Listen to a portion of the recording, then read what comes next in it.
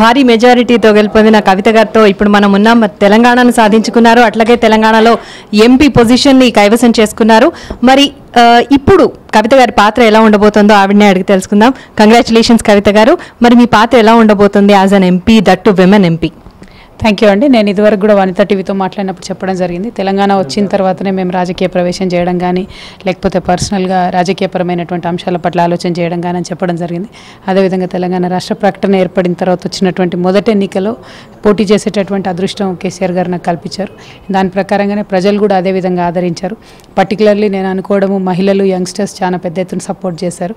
వారి సపోర్ట్తో వాళ్ళ అద్భుతమైనటువంటి మెజార్టీతో గెలవడం జరిగింది. చాలా చాలా సంతోషంగా ఉందండి. సో ఏదైతే మనం ఇన్ని రోజులు అనుకున్నామో ఆశయాలు ఉండినేమో మనకు మహిళల రక్షణ పట్ల కానీ, మహిళల అభ్యున్నతి పట్ల కానీ, మహిళల్లోంచి ఆంటర్ప్రెన్యూర్స్ని ఎట్లా వెతికి తీసుకురావాలి బయటకు, ఎట్లా వాళ్ళని వెలుగులోకి తీసుకురావాలన్నటువంటి అంశాలు కానీ వాటి మీద ఫోకస్డ్గా పనిచేయాలి. ఇన్ని రోజులు మనకు కంప్లైంట్ ఉండే ఎవరు మహిళా ప్రతినిధులు ఎన్నికైనా కూడా పార్లమెంట్కి పోయాక వాళ్ళు మహిళల ఇష్యూస్ మాట్లాడట్లేదు. పోయేంత వరకు ఒక మహిళగా అడ్వాంటేజ్ ఉంటుంది, వెళ్ళిన తర్వాత మాత్రం మహిళల ఇష్యూస్ టేకప్ చేయడం చాలా అరుదుగా జరుగుతుంది. అంటే దేశవ్యాప్తంగా ఉన్న వాళ్ళలో ఇవాళ పార్లమెంట్లో చూసుకున్నట్టయితే 60-61 మంది ఉన్నట్టున్నారు. అంటే it is just about 11% of the entire ఇది పార్లమెంట్లో ఓన్లీ 11% ఉన్నాం మనం. ఆ 11%ని 33% తీసుకురావడం అన్నది ప్రధాన ఎజెండాగా పెట్టుకోవాలి.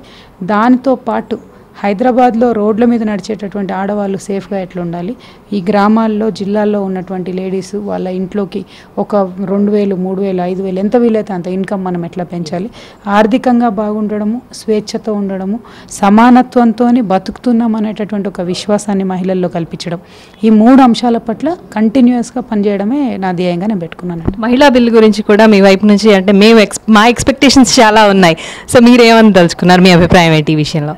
మహిళా బిల్ అనేటటువంటిది జాతీయ స్థాయి ఇష్యూ అండి. డెఫినెట్గా వెళ్ళిన తర్వాత అన్ని పార్టీలతోని, అందరు మహిళా ఎంపీస్తోని కూడా కోఆర్డినేట్ చేసుకొని మహిళా బిల్లు పెట్టే విధంగా అన్ని పార్టీల మీద ప్రెషర్ తీసుకురావాలన్నటువంటిది మా ఉద్దేశం. సో ఇప్పుడు బీజేపీ అయితే అవుట్ రైట్గా మెజారిటీతో ఉంది. సో బీజేపీ మీద మనం గట్టిగా ప్రెషర్ తీసుకొస్తే, సుష్మా స్వరాజ్ గారు కూడా ఉన్నారు అక్కడ, మరి వారి మీద గట్టిగా ప్రెషర్ తీసుకొచ్చి ఈ టర్మ్లో మహిళా బిల్ చేసుకోగలిగితే మాత్రం రాజకీయంగా దేశవ్యాప్తంగా ఉన్నటువంటి ఎంతోమంది మహిళలకు మనం ప్రోత్సాహం ఇచ్చినట్టుగా అవుతుంది. డెఫినెట్గా ఇదివరకు నేను మీతో చెప్పినట్టుగా 1-2 తరాలు రాజకీయ కుటుంబాలకు సంబంధించినటువంటి వాళ్ళే వస్తారు, అయినా పర్వాలేదు. ఆ తర్వాత టర్మ్స్లో రెగ్యులర్ మహిళలు వచ్చేస్తారు. మామూలుగా అన్ని వర్గాల నుంచి కూడా మహిళలు రాగలుగుతారు. అసలే అవకాశమే లేకపోతే మాత్రం ఇంకా మళ్ళీ రావాలన్నటువంటి జీల్ కానీ ఎంతూజియాజం కానీ ఎవరికి ఉండదు. సో అవకాశాలు ఒక్కసారి కల్పిస్తే ఆటోమేటిక్గా మిగతా అందరు కూడా అన్ని వర్గాల వారు కూడా అందిపుచ్చుకుంటారు. సో దానివైపు డెఫినెట్గా నా ఫోకస్ ఉంటుందండి. ఓకే, మరి కొత్త రాష్ట్రంలో కొత్తగా ఎలా ఉండబోతోంది, ప్రజల సంక్షేమం గురించి ఇంకా ఎటువంటి ఆలోచనలు ఉన్నాయి అంటారు?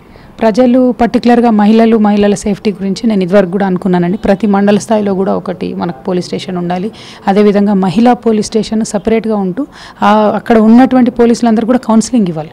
ఎందుకంటే వెళ్ళిన తర్వాత మహిళల్ని సరిగ్గా ఎవరు రిసీవ్ చేసుకోవట్లేదు. ఏదైనా ప్రాబ్లం ఉంది, ఇట్లా అత్తవారింట్లో ఏదైనా ప్రాబ్లం ఉందని వెళ్తే నువ్వేదో అని ఉంటావు కదా, లేకపోతే వాళ్ళు ఎందుకు నేను ఇట్లా అంటారు అనేటటువంటి ఒక యాటిట్యూడ్ చూపిస్తారు.